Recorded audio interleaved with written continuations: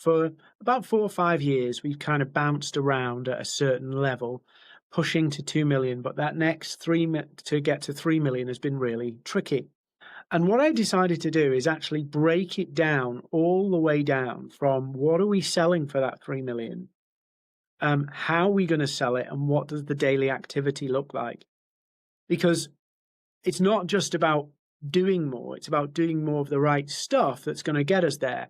And we're not going to, I'm very guilty of sometimes doing the stuff I like and not the stuff I don't like, or doing stuff that feels instantly productive, but doesn't actually kind of tot up or add up or achieve that big result. So I've mapped out for the next year, 2026, how I'm going to get to that 3 million and made up where that revenue is going to come from and then what activity needs to happen to get there.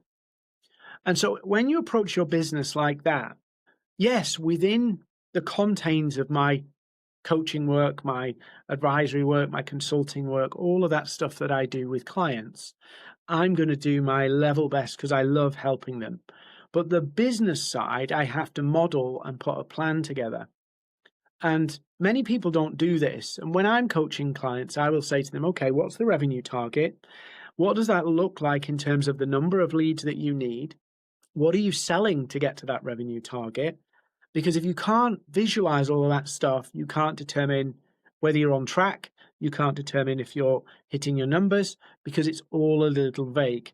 So start with a number, break it down by how you're going to get to that number in terms of sales, the volume of sales and the value of sales, and then break down that into, okay, how many calls, how many proposals, how many calls, how many leads. And now you've got a set of inputs to get a set of leads, which set a set of calls, and you just go backwards from 3 million down to, okay, I've got to get this many leads per week.